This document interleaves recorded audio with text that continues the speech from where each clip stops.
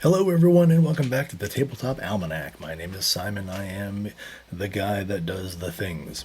And in this episode, I am reviewing Vast Grimm. Vast Grimm is a rules light RPG where everyone must band together to keep humanity alive. And that's kind of true, because it's really about the end of the universe. Now, it fits in the Borg OSR games, Mark Borg, Death in Space, Pirate Borg, Cyborg, and has a slightly similar graphic color scheme to Cyborg. And I don't know if it is. Well, it's actually not so bad, to be honest. But you might take your time. It's not like Borg where it's black and yellow. It's not like Death in Space where it's black and white. It has a lot kind of going on, as you can kind of see by the screen behind me. That doesn't, however, mean there's anything wrong with it. It's just a visual onslaught. Now, this was provided to me for purpose of review by Indie Press Revolution, and I want to thank them for it. This, of course, bears no impact on my review of the game, but if you like it and it sounds intriguing and you want to pick it up, that is one place you can do so. All right. So, what are the Borg kind of games? Well, actually, I've got a few which I haven't reviewed on the channel yet, but Death in Space will be coming up at a certain point in the future, and Mork Borg maybe later. They're OSR in the sense of super light mechanics and rulings, not rules. That makes it a very straightforward kind of freewheeling game, right? You don't have a lot to worry about, so you can just play as you like.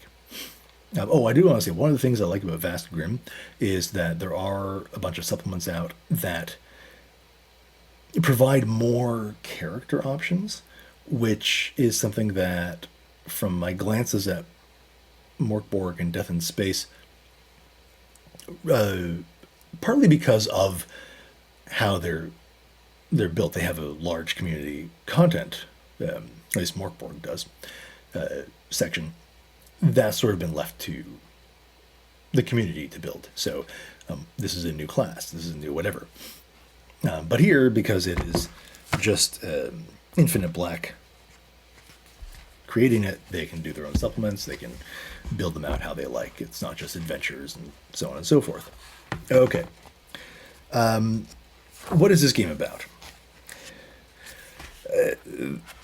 This game is about the cosmic end of the universe,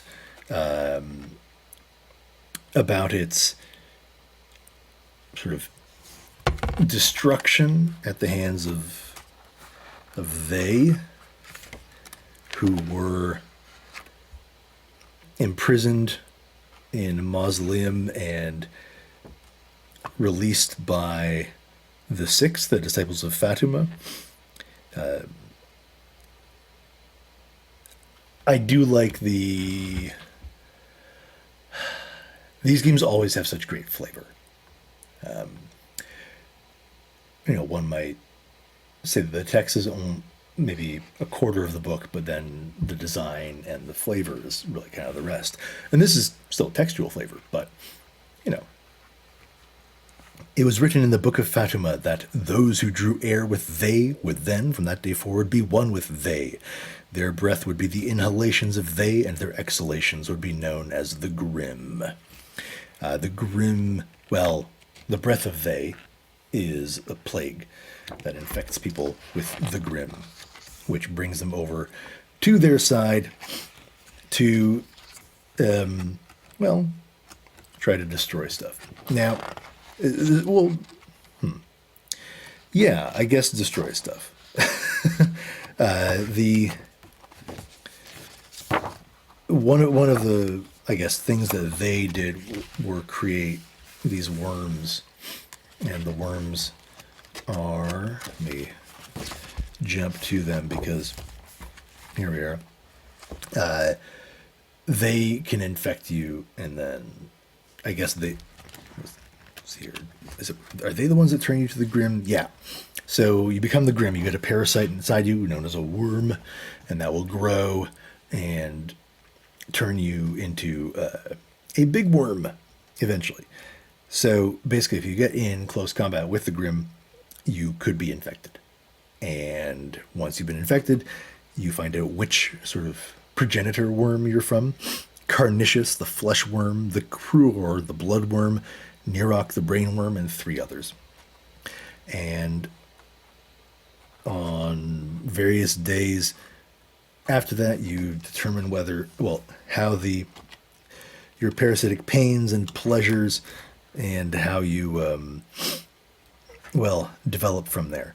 Now there is a way to survive and name for people who have hosted all 6 types, but they have terrible lives because the Grimm want to use them in experiments. So, you win some and then you lose everything else. Okay, I jumped ahead a bit. Let's go to character creation. Character creation is really simple. You pick a class, or you randomly roll a class, and then you follow the instructions to get your equipment, armor, and weapons. Then you get abilities, hit points, personality traits, spend credits, done. Very fast. So the classes, games with classes in them, ones that you have to choose, or archetypes that you have to choose, should never, in my opinion, should never be generic. You should never, it's a waste of time, unless you're playing like an F20 game, to make your super flavorful setting have a fighter. You can, but why not do something more? Like the Manchine, which is a machine that belongs to their legion. They are cyborgs with claws. They are part metal. They have they have a taser shooting eye patch, things like that, right? None of this is pretty. If you want attractive characters, do not go to Vast Grimm.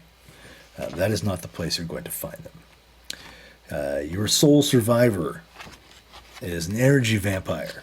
And, I guess you see this a lot more these days in sort of apocalypse games and Forged in the Dark games, where the class you choose is very flavorful.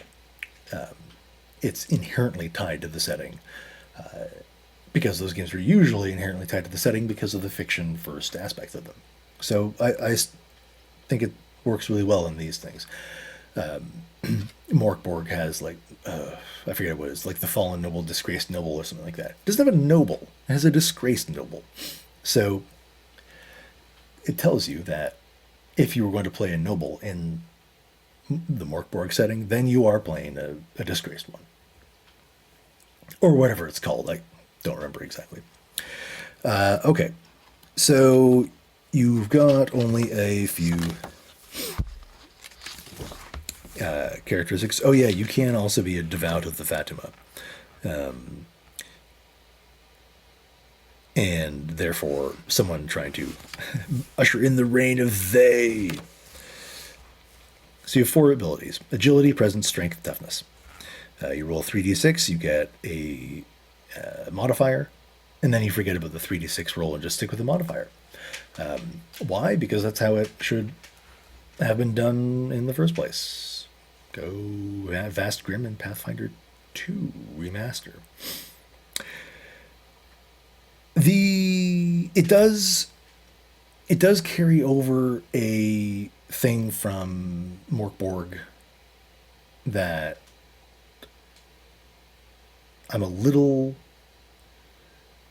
I get why. I don't know that I like it. I don't mind it in Tech and Space because the attribute is called Tech and Space. Death in Space because the attribute is called Tech. But it's having your ranged and sort of technological abilities tied into or capabilities tied into an ability that does not necessarily match with that. In this case, it's presence.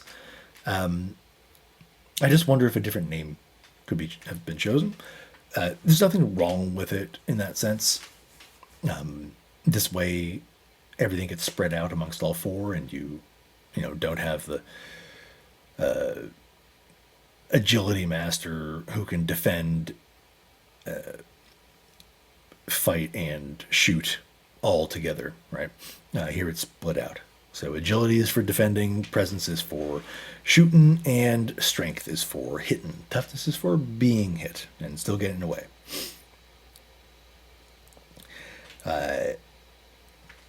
Yeah, I mean, your mileage may vary. It's just a way to keep four stats, as far as I can tell, and make them all equal in utility. So, totally reasonable design choice. Okay, you get bad stuff when your hit points go to zero. Then you start taking some bad stuff, and then once you get to negative hit points, you're dead. But characters are really quick to roll up in this, and I don't know how much continuity you might wind up in. You might have a really intense continuity. That'd be cool, but you know. So you randomly roll your misspent youth and your battle scars, getting things like merciless, apprehensive, one hand, frostbitten and black, rusted and squeaky, lost jaw blown off by a thermal detonator.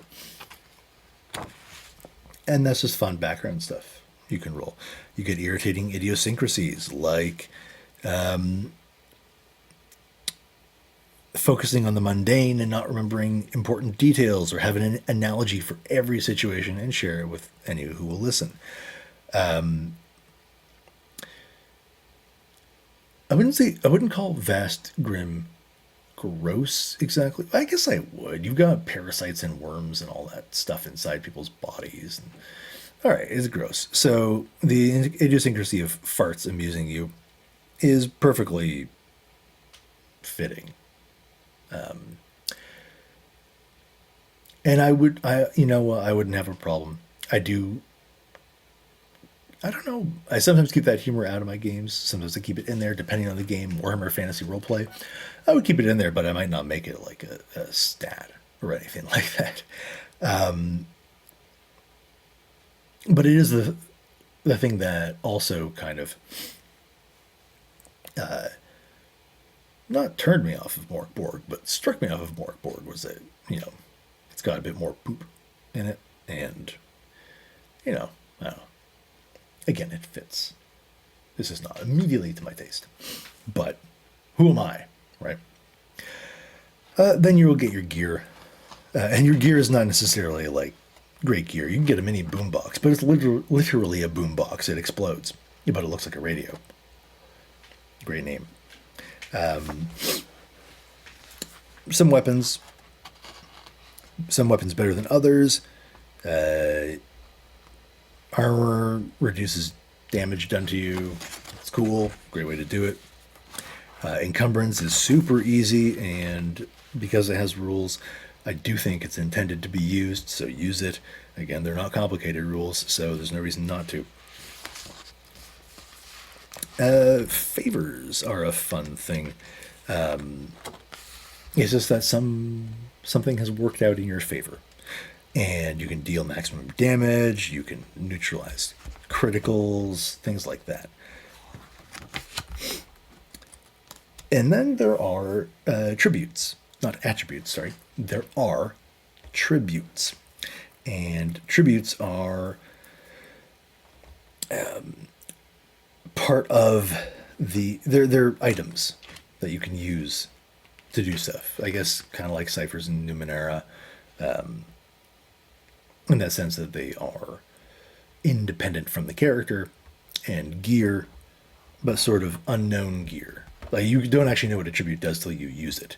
Whereas, of course, with Numenera, I think you do know, but I haven't played Numenera. Just read a bit of it. To be changed in the future, of course. These all have some relevance to neuromancy, which is sort of one of the energies going through the cosmos. It's the energy that is used to imprison the they, and also determines some of the aspects around tributes and their use. Your group is known as a legion, by the way. The Manchine, when I referenced your legion, that's what your party is known as.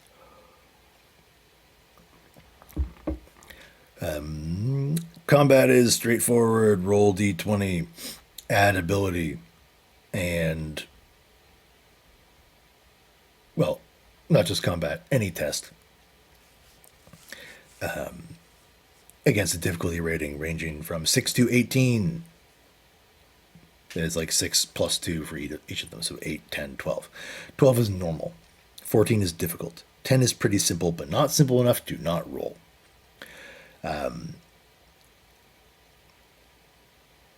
And yeah, so melee, you'll roll your strength against somebody. Ranged, you'll roll your presence. And then defense, you'll roll your agility. In fact, you roll that because the enemies don't. So they just attack you once per round, unless it says otherwise. So that's kind of fun.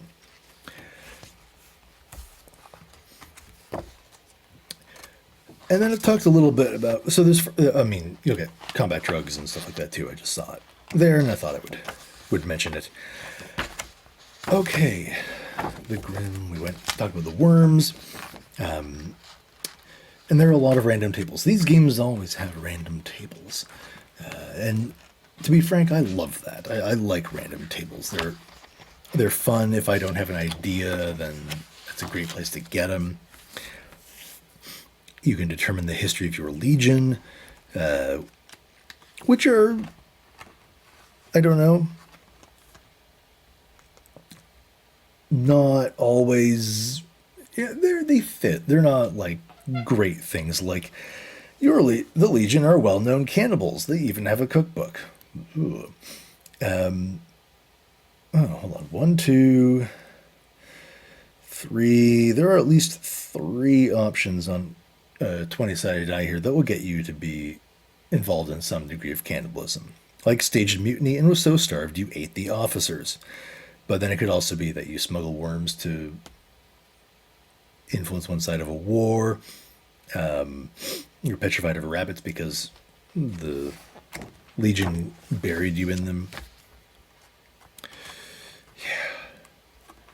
Yeah, stuff like that. You can get some random ship generators, earth animal mutations, astro zombies. Okay, I am going to show some of the art here. These are astro zombies. In fact, I've seen this in a few other places. I saw an ad on Facebook. I think it's for a different game, like based on Vast Grimm. And the enemies, bestiary, antagonists, whatever, have super basic stats, right? It's hit points, morale, damage they'll do, and then special rules. Here's a big worm. Right? Take that later in a second. And yeah, I mean, they're all kind of cool ones, right? Rage bots, sludge. Fun stuff. There's a really quick set of quick rules here. And that just kind of summarize all the bits for you, and that's helpful. There's an introductory adventure, death aboard the Conundrum, where you investigate and have to deal with a variety of disastrous things involving space raiders and other stuff. And then what's nice is it kind of wraps up with a list. It's 1 to 50, so generate that however you will. But of kind of adventure seeds. They're not very long, but stuff like one of your legion has a bounty on them. You found a tracking beacon attached to your ship. No suns have shed light for 3 days. Fun stuff to investigate.